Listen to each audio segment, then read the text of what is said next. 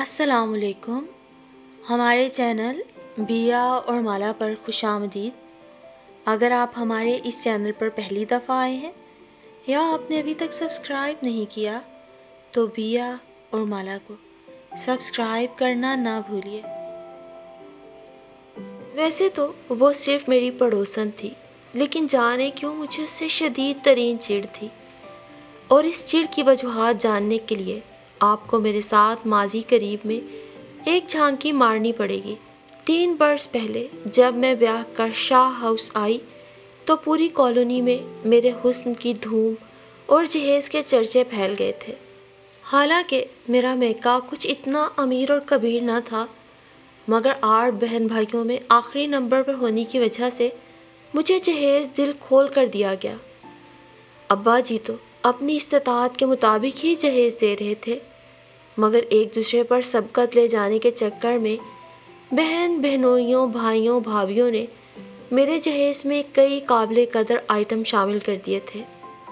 اور جہاں تک تعلق ہے حسن کا، تو خوبصورت تو میں تھی، لیکن جتنی حسین اپنی شادی پہ لگی اس کی بڑی وجہ میری بیسٹ فرینڈ سیمی تھی، جو شہر کے سب سے بڑے پارلر میں بطور ہیلپر کام کرتی تھی.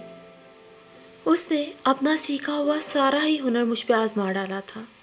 ہر دیکھنے والے نے مجھے دل کھول کر سراہا تھا، اور میں اپنا حق سمجھ کر تعریفیں وصول کرتے ہوئے خوب مغرور ہوئے جا رہی تھی. مگر صرف 10 دن بعد عبیرہ نے مجھے منظرنامے سے دھکیل کر جیسے میری جگہ ہتھیا لی تھی. عبیرہ شاہ ہاؤس کے عین سامنے والے ارشاد ولا کے ارشاد کی بیوی بن کر آئی تھی. جس طرح شاہ نواز گھر کے بڑے تھے، اسی طرح سب بہن بھائیوں میں ارشاد بھائی کا نمبر بھی پہلا تھا. میری طرح عبیرہ بھی پہلی بہو بن کر سسرال میں آئی تھی. آمنے سامنے کے گھروں میں مثالی تعلقات تھے. شاہ نواز کے ٹھیک 10 دن بعد ارشاد کی شادی ہونا طے پائی تھی، اور جس طرح شاہ نواز کی شادی میں ان لوگوں نے کھلے دل سے شرکت کی، اسی طرح ارشاد بھائی کی شادی میں میرے سسرال والے بھی پیش تھے. بلکہ سچی بات تو یہ ہے کہ اس شادی میں شرکت کر کے مجھے بھی بڑا مزہ آ رہا تھا. نئی شادی ہوئی تھی میری. جہیز بری کے کامدار جوڑے پہن کر میں خوب بن ٹھن کر اپنی ساس نندوں کے ساتھ ارشاد بھائی کی مایوں مہندی میں شرکت کے لیے جاتی تھی. آس پڑوس کی لڑکیاں بالیاں جب میری تعریف کرتی تو سیروں خون بڑھ جاتا، لیکن جب عبیرہ بیاہ کر ارشاد ولا آئی تو میرا سیروں بڑھا خون جل جل کر آدھا رہ گیا. مانا وہ خوبصورت تھی، رنگ بھی خوب گورا چٹا تھا، نقوش بھی تیکھے تھے، مگر اب ایسی بھی کوئی اپسرا نہ تھی کہ ہر کوئی صرف اسے دیکھنے کا مشتاق، اور ہر زبان پر صرف اسی کے حسن کے تذکرے. ولیمے کی تقریب میں ہر کسی نے ارشاد بھائی کی امی کو چاند سی بہو لانے پہ مبارکباد دی، اور میں اپنی ساس کے پہلو میں بیٹھی منتظر ہی رہی کہ کوئی آنکھ اٹھا کر مجھے بھی دیکھے اور سراہے. مگر آج میری ساری تیاری اکارت چلی گئی تھی. عبیرہ کے سامنے میرا حسن ماند پڑ گیا. سارا کمال بیوٹی پارلروں کا ہے، اصل شکل تو 2-4 دن بعد پتہ چلے گی. لوگوں کے تبصرے سن کر میں نے دل ہی دل میں خود کو تسلی دی، مگر 2-4 دنوں میں مجھے خود کو پتہ چل گیا کہ میری یہ خوش فہمی محض غلط فہمی تھی. اس بات کا احساس مجھے سب سے زیادہ میری چھوٹی نن نے دلوایا تھا، جو بھاگ بھاگ کر ارشاد ولا جاتی تھی. سچ امی، عبیرہ بھابھی اتنی حسین ہے کہ میں بتا نہیں سکتی. ابھی انہوں نے عصر کی نماز کے لیے وضو کیا تھا، بغیر میک اپ کے دھلا دھلایا چہرہ بالکل چاند کی طرح چمک رہا تھا. یہ میری چھوٹی نند حیا تھی. ہر وقت رسالے ہاتھ میں رہتے تھے، 9th کلاس کی بچی، اور کیسی تشبیہ استعاروں کے ساتھ عبیرہ کے حسن کے قصیدے پڑھ رہی تھی. مجھے دل میں خوب تاؤ چڑھا. ارشاد بھائی تو معمولی شکل و صورت کے ہیں، آنٹی کو سوچ سمجھ کے رشتہ کرنا چاہیے تھا. ایسی لڑکیاں شوہر کو مٹھی میں کر کے سسرال والوں کو گھاس بھی نہیں ڈالتی. پچھتائیں گی نویدہ آنٹی. اب ہر کوئی میری طرح تو سسرال میں گھلا ملا نہیں رہتا نا. رات کو جب میں نے شاہ نواز کے سامنے اپنے خیالات کا اظہار کیا تو انہوں نے فوراً گردن ہلا کر میری بات کی تائید کی۔ ایک وہی تو تھے جو اب تک میرے حسن کے اسیر تھے۔ اپنی بڑی بہنوں کے مشوروں پر عمل کرتے ہوئے اور خوب ناز و انداز دکھا کر میں نے شاہ نواز کو 10-15 دنوں میں ہی اپنی مٹھی میں کر لیا تھا۔ اور اگلے دن کا ذکر ہے، گھر پر صرف میں اور میری ساس ہی موجود تھے جب ارشاد بھائی کی والدہ ایک ڈونگا ہاتھ میں پکڑے خرامہ خرامہ تشریف لائیں۔ عبیرہ کا کھیر میں ہاتھ ڈلوایا ہے۔ میں نے کہا چلو محلے میں کھیر بانٹا ہوں، پہلی بار میری بہو نے کچھ بنایا ہے۔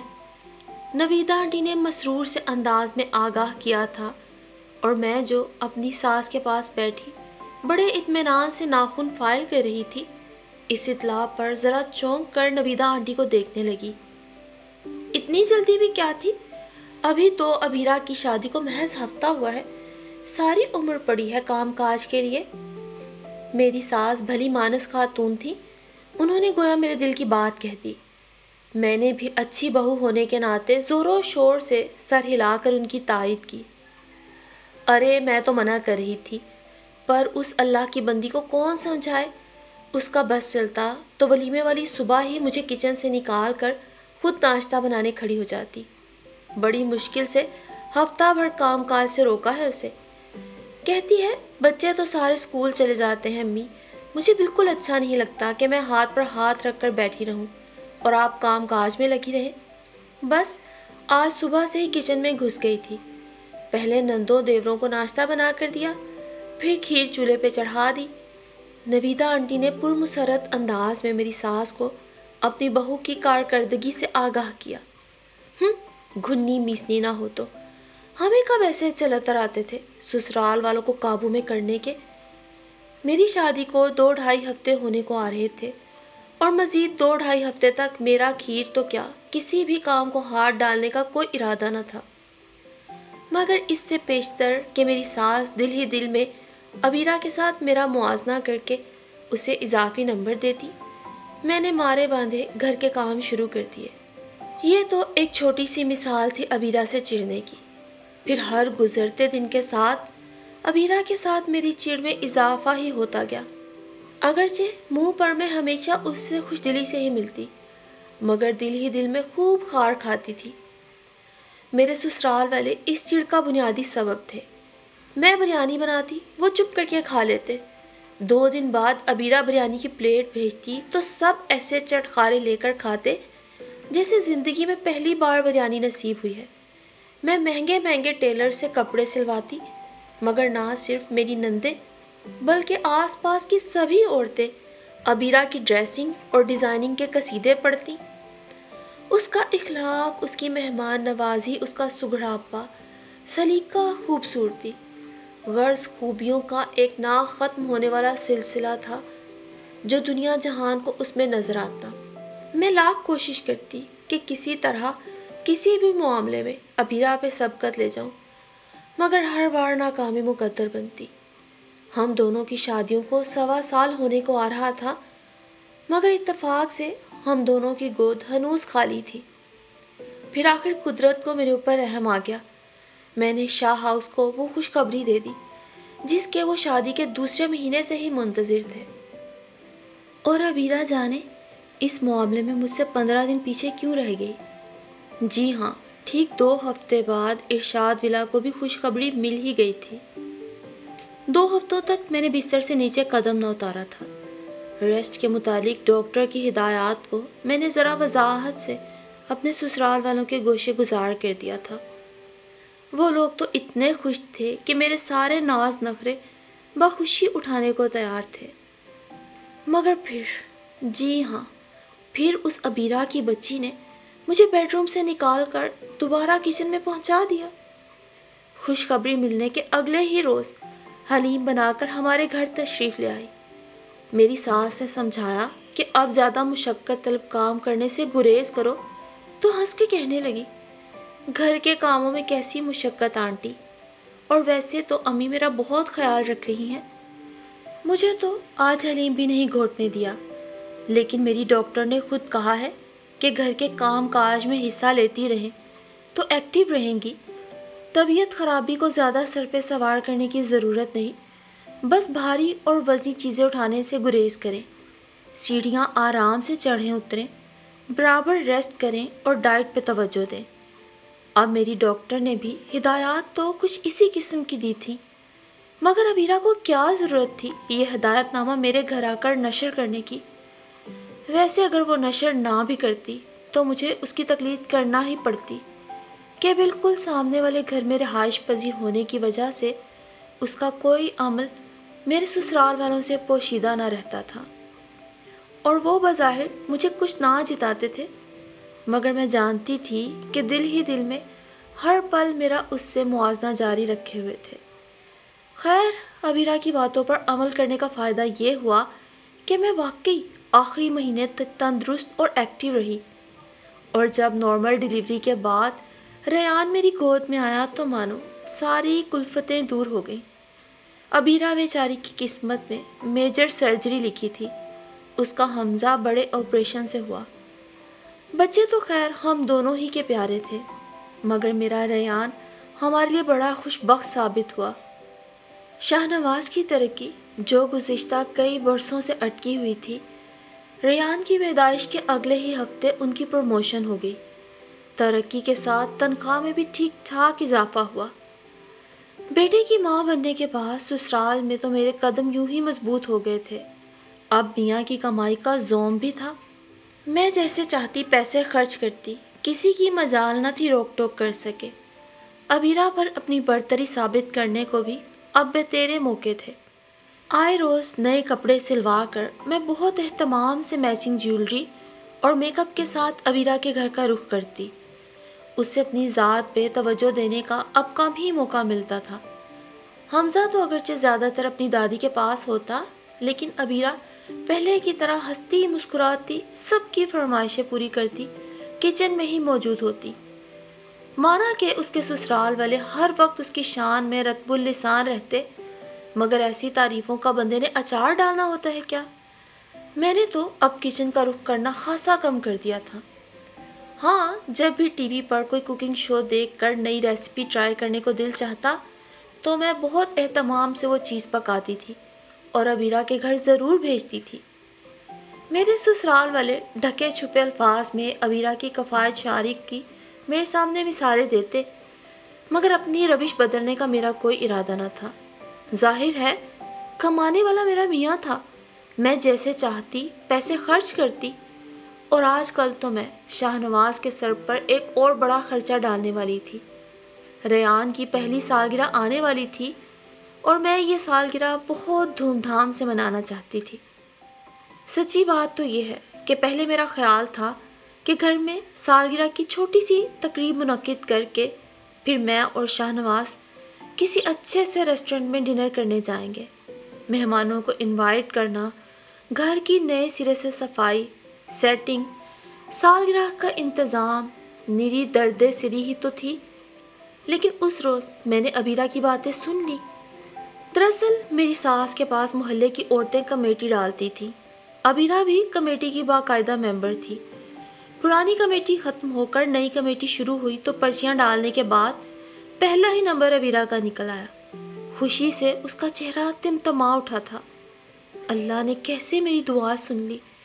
اس مہینے مجھے پیسوں کی اشد ضرورت تھی۔ حمزہ سال کا ہونے والا ہے، کب سے سوچ رکھا تھا کہ اس کی پہلی سالگرہ۔ وہ میری ساس سے مخاطب تھی، اس کی بات ادھوری ہی تھی کہ اندر کمرے سے ریان کے رونے کی آواز آئی۔ وہ چلنا سیکھ رہا تھا اور شاید چلتے چلتے گرا تھا۔ میں لپک کر اندر آ گئی۔ ابیرہ کی ادھوری بات سے میں نے پورا نتیجہ اخذ کر لیا تھا۔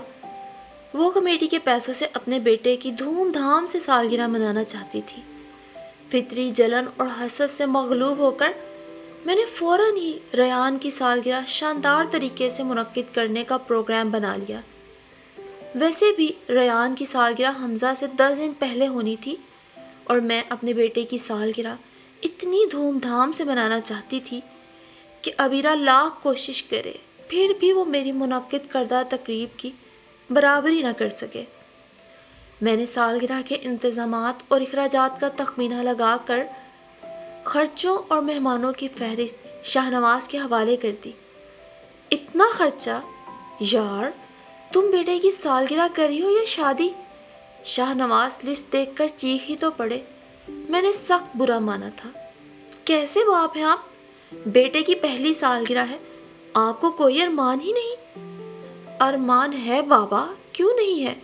ریان جیسے تمہارا بیٹا ہے ویسے میرا، مگر سالگرہ پر اتنے خرچے کی کوئی تک بھی ہے؟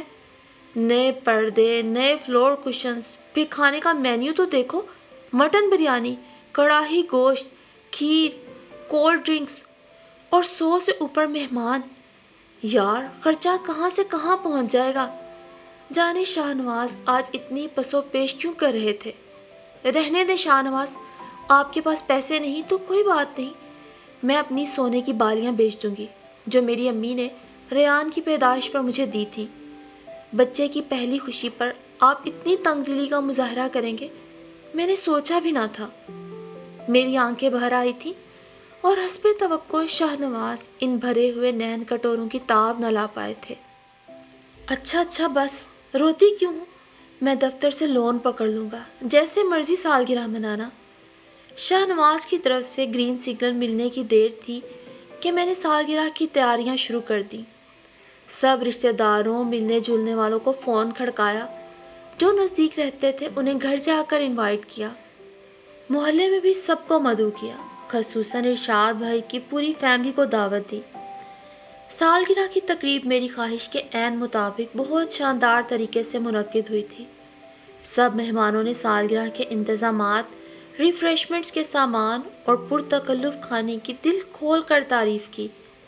میں خود پارلر سے تیار ہونے کے بعد بڑی خوبصورت اور اسٹائلش سی ساڑی میں ملبوس ادھر سے ادھر چہکتی پھرتی مہمانوں سے تعریفیں وصول کر رہی تھی۔ ابیرہ بھی ذرا سی دیر کو آئی تھی۔ ریان کو پیار کرنے کے بعد مجھے گفٹ پیک تھمایا، پھر فوراً ہی جانے کی اجازت مانگ لی۔ ارے ابھی سے کیسے واپسی؟ نہ کیک کٹا نہ کھانا لگا، میں تمہیں ایسے کیسے جانے دوں؟ میں نے لگاوٹ سے کہا۔ میں ضرور رکتی بھابھی، مگر آپ جانتی ہیں آج ارشاد کی چھٹی ہے، امی کی طرف گئے بہت دن ہو گئے، آج وہاں جانے کا پروگرام ہے، اس نے معذرت کرتے ہوئے بتایا تھا۔ اچھا چلو جیسے تمہاری مرضی، میں بظاہر مسکراتی مگر اندر سے تل ملاتی، جل گئی ہے۔ خیر میرا مقصد تو پورا ہو گیا تھا۔ ابیرہ نے دیکھ لیا تھا کہ ریان کی برتھ ڈے پارٹی کس قدر شاندار تھی۔ وہ بیچاری لاکھ کوشش کرتی، اپنی کمیٹی کے سارے پیسے پھونک دیتی، پھر بھی اس پائے کی تقریب منعقد نہ کر پاتی۔ اور پھر اگلا پورا ہفتہ میں منتظر ہی رہی کہ ابیرہ کے ہاں سے بھی حمزہ کی سالگرہ کا بلاوا آئے گا، مگر یہ انتظار ہی رہا۔ شاید بیچاری نے اپنا ارادہ ملتوی ہی کر دیا ہو۔ میرے دل میں ٹھنڈ پڑ گئی تھی۔ مگر 2-4 دن بعد کی بات تھی جب ارشاد بھائی کی امی خوان سے ڈھکی ایک ڈش اٹھائے ہمارے یہاں تشریف لائیں۔ آج کیا بنا لیا ابیرہ نے؟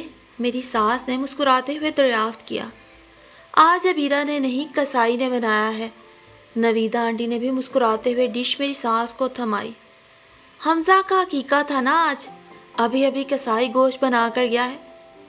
میں نے کہا بھائی رشتہ داروں اور غریب غربا میں تم لوگ خود بانٹ آنا، میں تو محلے کے گھروں میں گوشت تقسیم کر دیتی ہوں۔ اس بار نویدہ آنٹی نے وضاحت کی تھی۔ حمزہ کا عقیقہ؟ اچھا ماشاءاللہ، مبارک ہو نویدہ۔ میری ساس نے خوش دلی سے انہیں مبارکباد دی تھی۔ خیر مبارک بہن، بس کیا بتاؤں، اس اللہ کی بندی کو شوق تھا کہ حمزہ کا عقیقہ ہونا چاہیے۔ شکر ہے اللہ کا، آج اس کی خواہش پوری ہو گئی۔ انہوں نے مسکراتے ہوئے کہا۔ اللہ کی بندی کی اصطلاح وہ پیار سے اپنی بہو ابیرہ کے لیے استعمال کرتی تھی۔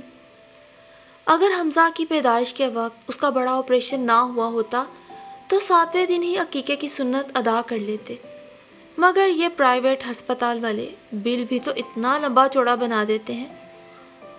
اس وقت تو گنجائش ہی نہ بچی، مگر ابیرہ نے دل میں ٹھان رکھی تھی کہ جب بھی گنجائش نکلی عقیقہ ضرور کرے گی۔ لیکن آپ کو تو پتہ ہے جانوروں کے ریٹ آسمانوں کو چھو رہے ہیں، ارشاد کی تنخواہ میں سے کب بچتا ہے۔ میں نے بہت دفعہ سمجھایا کہ بچی کیوں اتنا سوچتی ہے، عقیقہ کوئی فرض تھوڑی ہے، مگر کہتی تھی امی اللہ نے صحت مند اولاد سے نوازا ہے، اتنی بڑی نعمت پر شکرانہ تو واجب ہے نا۔ پھر اللہ نے بھی اس کی سن لی، اس کی خواہش تھی سالگرہ والے دن ہی عقیقہ ہو جائے، اسی مقصد کے لیے تو کمیٹی ڈالی تھی، لو پہلا ہی نمبر نکل آیا۔ ارشاد بھائی کی باتونی والدہ تفصیل سے بات کرنے کی عادی تھی اور میری ساس بہت اچھی سامع، مگر سچ تو یہ ہے آج میری سماعتیں بھی دونوں کی گفتگو کی جانب ہی لگی ہوئی تھیں۔ اور کبھی کبھار ایسا ہوتا ہے نا کہ کوئی بڑی سے بڑی بات بھی آپ کے دل پہ اثر نہیں کرتی، اور کبھی کبھار کسی کی کہی چھوٹی بات ٹھا کر کے آپ کے دل پر لگتی ہے، تو شاید وہ بھی کوئی ایسا ہی لمحہ تھا۔ ہر بار میرے سسرال والے عبیرہ اور میرا موازنہ کرتے تھے، مگر آج میں خود عبیرہ کے ساتھ اپنا موازنہ اور موازنے کے بعد محاسبہ کر رہی تھی۔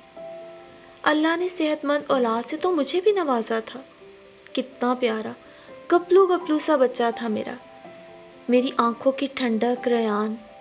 اولاد کتنی بڑی نعمت ہے، اس کی قدر تو کوئی کسی بے اولاد سے پوچھے، اور جب اللہ نے مجھے اس بے پایہ نعمت سے نواز دیا تو کیا مجھے اس طریقے کے مطابق اللہ کی بارگاہ میں شکرانہ نہیں ادا کرنا چاہیے تھا جو ہمارے نبی صلی اللہ علیہ وآلہ وسلم نے بتایا تھا؟ ہفتہ پہلے ریان کی سالگرہ دھوم دھام سے منانے کے چکر میں نے بلا مبالغہ ہزاروں روپے خرچ کر ڈالے تھے۔